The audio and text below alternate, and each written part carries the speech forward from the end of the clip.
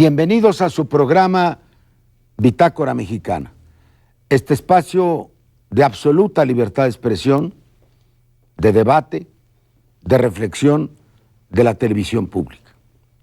Hoy tenemos a discusión en este comienzo del año 2008 el futuro inmediato de México.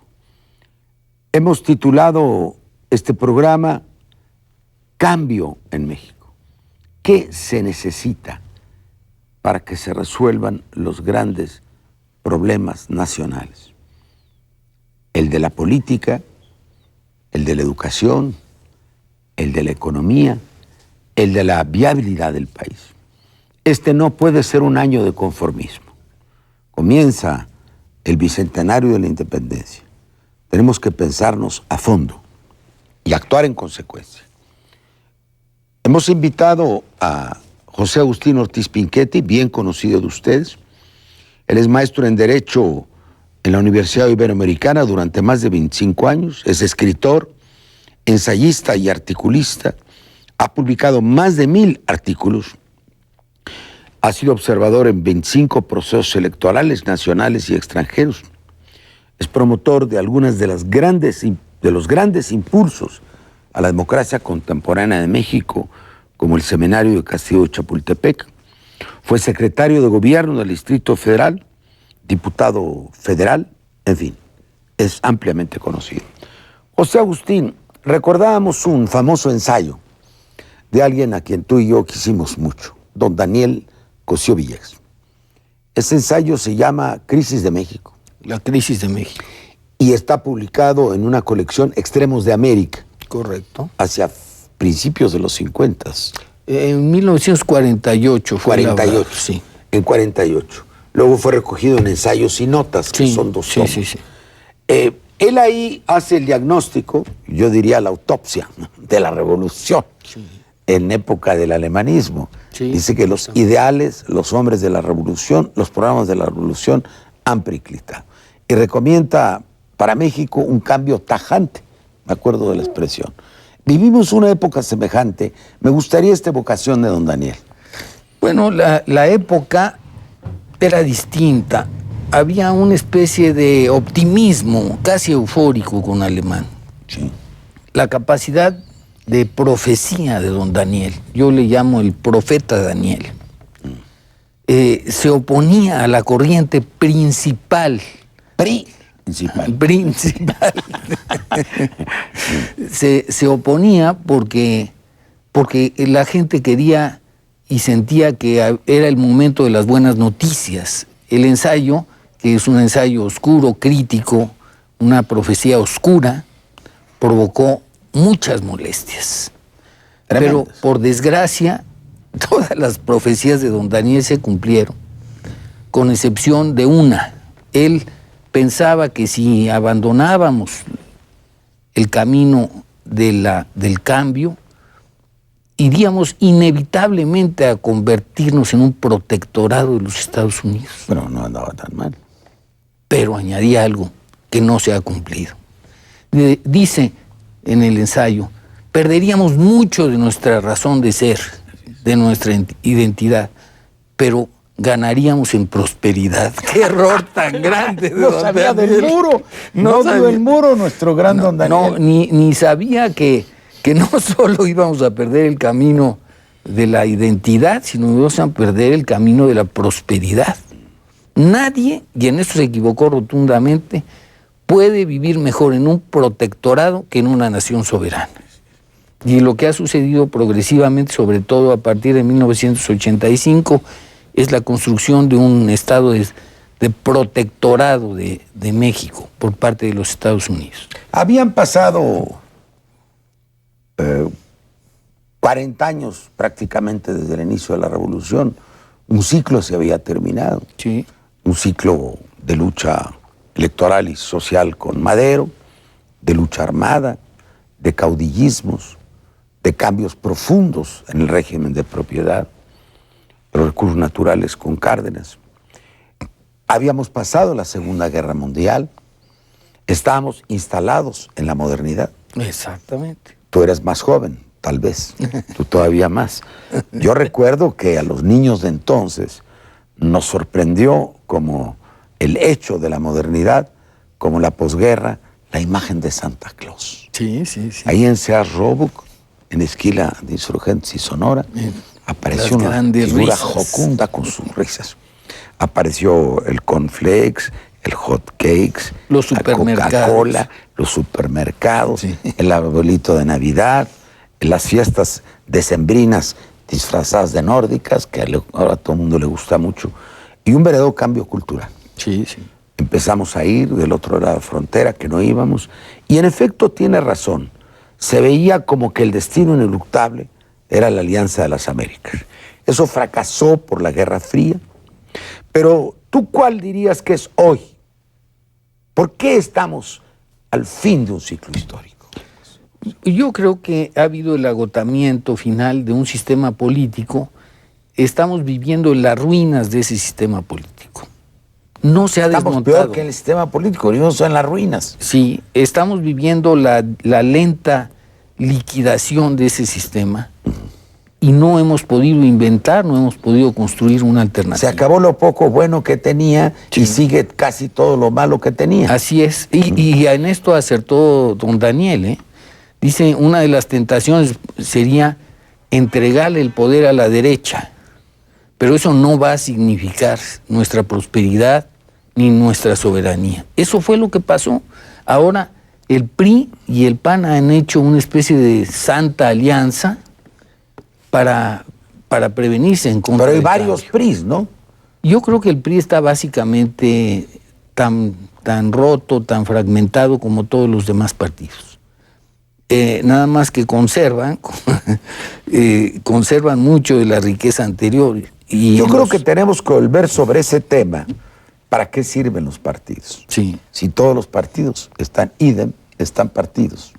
Y si la gente tiene la impresión de que secuestran su voluntad en aras de un chambismo, entonces tenemos posiblemente un sistema falsamente representativo. Es un sistema falsamente representativo y además es un sistema que está agonizando.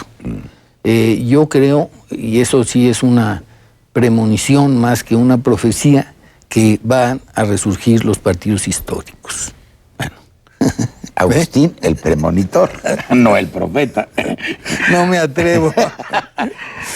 Gregorio, hemos platicado tú y yo mucho, incluso de alguna manera me reprochaste no estar en un debate que a ti te parecía fundamental.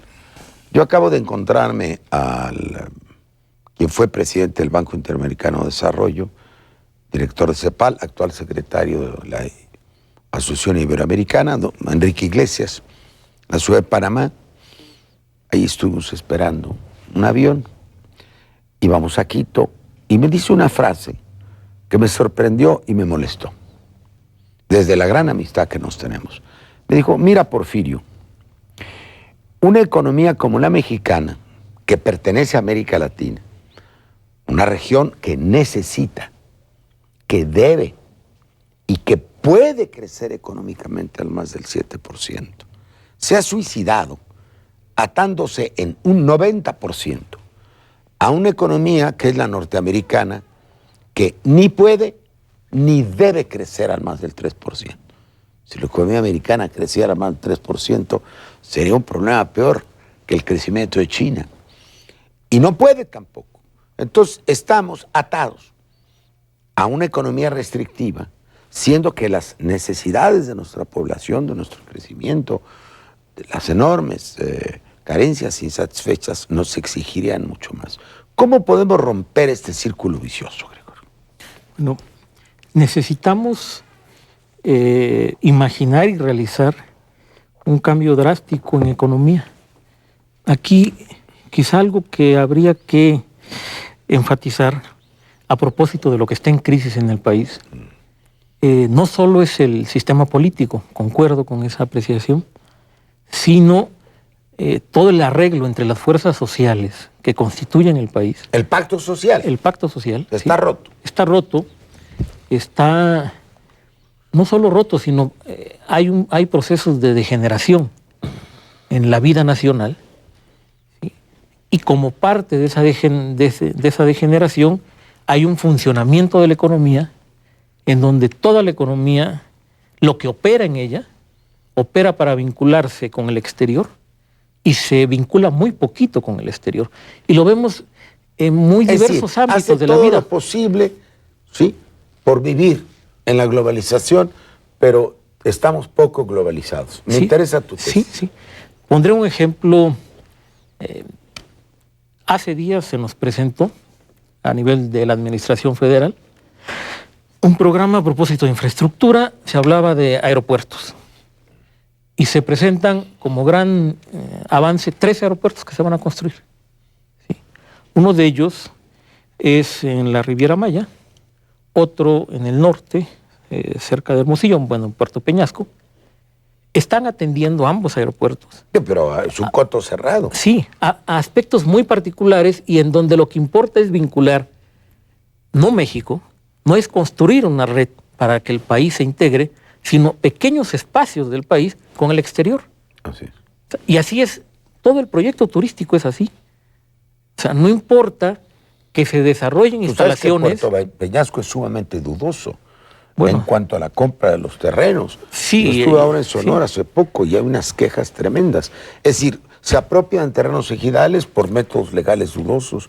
Algún día a ver si hacemos un estudio de quién vendió las playas de México, quién las compró. Si tú vas por las costas ves casas y casas y casas. Y dices, bueno, ¿esto quién lo compró? Yo creo que la mayor parte fue apropiación indebida. Entonces, ahí hay un enorme campo de golf, una venta a futuros Sí. de terrenos y el proyecto de vincular ese pedazo de mar, de playa, de naturaleza mexicana a un circuito internacional, Sí, como ya fue sí. la Riviera Maya. Exactamente. Y en donde todo, hasta las toallas, Se compran se afuera. compran afuera. Y lo único que aportamos son los que llegan a trabajar. Los mexicanos que ahí trabajan, que además no tienen que ¿Qué? tener ninguna calificación en particular. No, y que tienen condiciones de vida miserables. Efectivamente. Entonces, el país es lo único que aporta. O sea, eso no es una economía.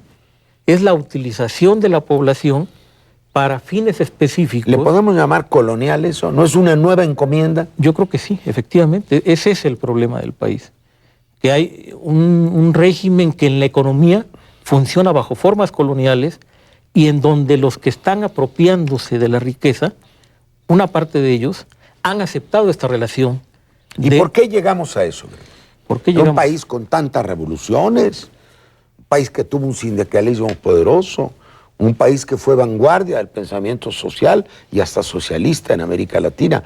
¿Qué nos pasó? Que tuvo un régimen autoritario, pero que se suponía estaba aplicando el programa de una revolución social. ¿Qué pasó en México? Bueno, ahí habrá que recuperar algo de Cosío Villegas, a propósito de cuándo se agotó, cuándo hubo un primer agotamiento de ese ciclo de progreso y de formación de la nación, que prácticamente se nos aparece en los 40, a finales de los 40, principios de los 50. Y en adelante lo que tenemos es un proyecto en donde efectivamente la economía funciona, crece, pero en donde quienes dominan esa economía... Este país, para nuestro público, México, por razones distintas, del año de 1936-38 al año del 84, por ahí, ¿no? Creció a un 6.4% al año, 50 años, ¿no? Sí, 50 años, 50 digamos, años. hasta 81, que es cuando... Hasta 81. Sí. Entonces, sí, 45 años. 6.4% al año durante un periodo muy largo, el más Sí, largo del sí, mundo. sí. Desde entonces hasta ahora hemos crecido, ¿qué? ¿Al 1.2 o al 1.4? No, en términos del producto hemos crecido al 2%, si lo colocamos en términos del producto por habitante, es prácticamente cero el crecimiento, dado que la población venimos de una tasa de un poco superior al 2% a una de 1.8 en este momento. O sea, en resumen, tenemos de 82 La a hoy población está estancamiento, creciendo lo mismo que la economía. prácticamente. Ahora, los niveles de concentración del ingreso, porque se habla mucho de pobreza y de pobreza extrema. Ya probamos en las reuniones que tuvimos con Europa, en donde participaron grandes instituciones internacionales, que el problema de América Latina, más que la pobreza o la pobreza extrema, es la desigualdad. Sí. Es la región más desigual del planeta, donde hay una mayor diferencia entre ricos y pobres. Ahora, hablas de un cambio drástico. ¿Y cómo? ¿Cómo? Bueno, primero, reconociendo que continuar atados, ¿sí? Funcionando la economía. Cambias? ¿Cómo lo cambio? Bueno, pasa por la política. Ah, bueno. Necesariamente, pasa por la política. Esto no es una decisión técnica de ¿Pero qué economía. política? Estos debates parlamentarios, todo No, esto. no, ¿Es la política que necesitamos? No. Pasa por reconocer que un cambio importante político es tener otra estrategia económica, ¿sí? E integrar el conjunto de fuerzas sociales que permitan empujar esa otra estrategia Pero ya económica. lo habíamos integrado, quizás. Bueno, Estamos en claro. el comienzo del 2008. ¿Sí? Ya pasó 1 año y medio del fraude electoral. Es decir, yo coincido contigo y le voy a preguntar a José Agustín para dejar muy bien situado al toro, ¿eh? Como en la plaza, ¿no? Muy bien. Sí. Ya lo tenemos en los medios, ¿no? Sí. Es decir, yo siempre he sostenido que un modelo económico se corresponde a un modelo político. Claro. Si no hay ese modelo político, no puede haber un modelo económico. No se trata de la imaginación, del talento de un secretario de Hacienda, ¿no? No. De una espléndida ley que se discute en el Congreso. Es un conjunto, es una correlación de fuerzas políticas que se expresa en un sistema de toma de decisiones capaz de alterar con muchos trabajos el curso de los acontecimientos. ¿Tú estarías de acuerdo en eso? Sí, yo estoy de acuerdo que la solución es la política. Aquí, como decía Lorenzo Meyer, hay que voltear a Marx al revés. A ver, ¿cómo? Sí, también Las barbas para arriba. lo dijo don Daniel, cuando salió al paso a la crítica que hacían a Madero. Es que la política es la que garantiza la desigualdad. Es la Pero estructura eso es materialismo política. histórico. No, No, sí. es una visión liberal. No, eso no es nada Sí, porque la estructura política es la que El determina... Estado es la superestructura de la burguesía. Sí. Vamos al materialismo histórico, no tengamos miedo. No, yo no tengo Es miedo. una escuela de pensamiento. Yo no tengo miedo. Muy valioso. Pero creo que es al revés. Es la estructura política la que determina la economía y no al revés. Ah, ese sí. Ese sí. Y en México lo ha sido siempre así. Es decir, toda la estructura monopólica que vivimos hoy es producto de decisiones políticas, no del libre juego de las fuerzas económicas. Pero no hay una... Vamos a ir al segundo bloque, estamos planteando cosas. Don Andrés Molina Enríquez, en su libro Los grandes problemas nacionales, que es quizá, 1908, el libro que mayor influencia tuvo en el pensamiento mexicano del siglo XX, lo ve, sin ser materialista histórico, así. Dice, el gran problema del país es la tierra, la concentración de la tierra. ¿Te acuerdas que había 2 familias que poseían Chihuahua? Sí, Una todavía tiene liderazgo en la Cámara de Senadores, la familia Krill, la otra era la familia Terrazas. Entonces, don Andrés dice, mire, este es un país feudal. Entonces, tal acaparamiento de la tierra determina el sistema político caudillista. El sistema de servidumbre de la mano de obra, porque el patrón es el jornalero agrícola, el obrero industrial apenas empezaba a comenzar, es una prolongación, ¿no? Sí. La falta de crecimiento urbano, el sistema de comunicaciones manejado por el extranjero, estamos en la ampliación del comercio mundial. Entonces también hay esa teoría, el régimen de Díaz es la cereza sobre el pastel de un sistema feudal. Bueno, vamos a decir que se corresponde el uno al otro, para no ser deterministas. Es la condición para que ese sistema pudiera funcionar. Se juntan el uno con el otro. Ahora, ¿dónde está la fuerza? Porque tiene que ver con ahora. Supongamos que este joven, ¿cómo se llama? Felipe Calderón. De repente amaneciera como Superman, ¿no? Y apareciera una capa y todo. ¿Podría cambiar las cosas? Política ficción o no. ¿O no es sino un subproducto de lo que está pasando? Claro, claro que sí. Felipe representa a las fuerzas económicas que se han cristalizado en una voluntad política de impedir el cambio. Es el barniz sobre el cristal. Él es un agente, un operador, un gestor de esas fuerzas, de esos... Bueno, vamos al segundo, a la segunda parte, donde vamos a meter el escalpelo, el bisturí. a los problemas. Y a ver si podemos tornarnos 1 o 2 abscesos.